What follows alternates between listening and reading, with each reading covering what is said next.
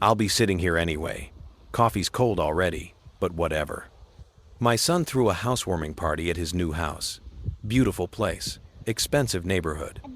I paid for it. Didn't know that at the time. He asked me to leave early so his coworkers wouldn't have to meet me. So I show up with a bottle of wine, something the guy at the store said was good. I don't know anything about wine, and my son meets me at the door. He's smiling, but his eyes aren't. You know that look? He pulls me aside.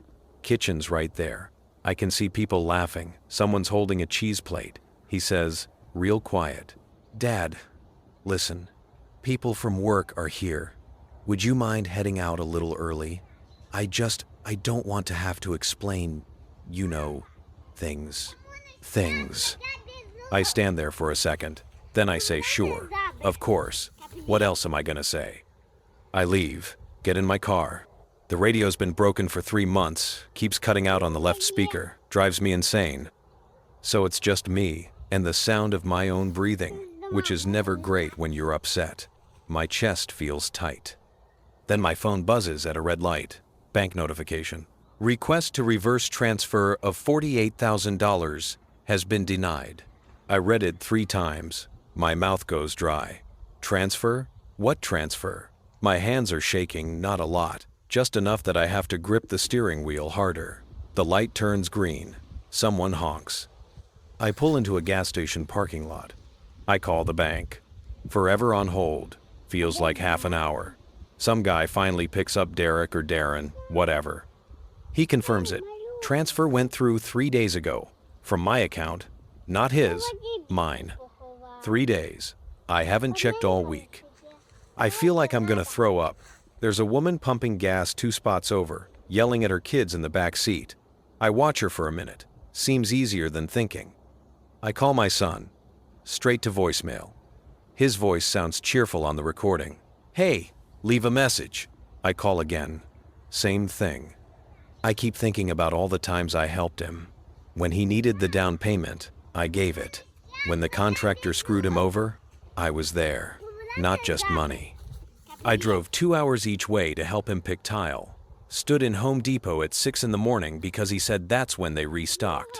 I hate mornings. There was this one time. I'm remembering it now, and it's making my stomach hurt. He asked me to sign some papers. We were at some cafe. My sandwich was cold. He said the bank needed a guarantor for a better interest rate. It's just a formality, Dad. You trust me, right?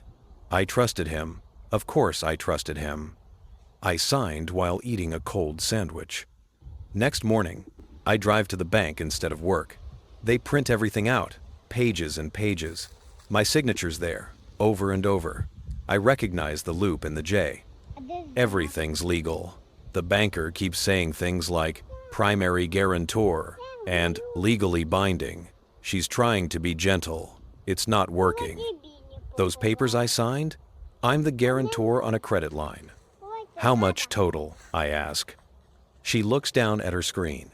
The full credit line is $340,000. I have to sit down. The house, that perfect house with the perfect lawn. I'm paying for it. She slides one document across the desk. There's a coffee ring on it. So I own it, I say. Technically, you're financially responsible for the loan. Yes. I can't breathe right. I sit in my car for 20 minutes before I can drive.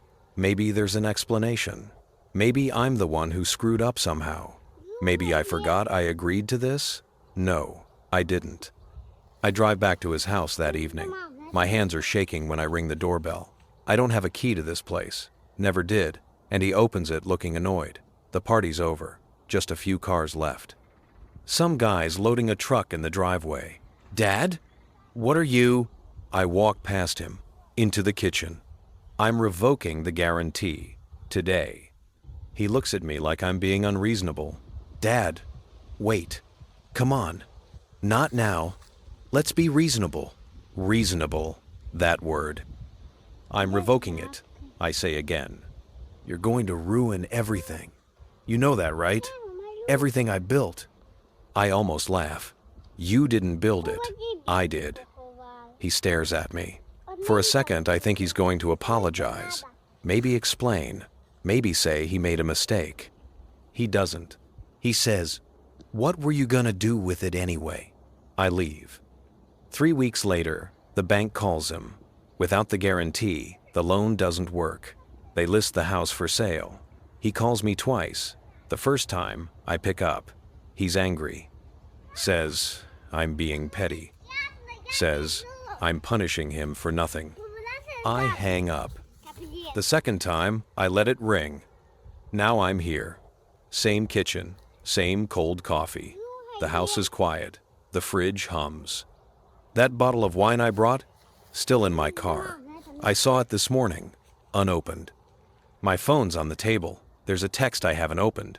From him. The preview says, "Dad, we need to." I haven't read the rest. He asked me to leave early. Said he didn't want to explain things. Didn't want it to be awkward. But taking everything?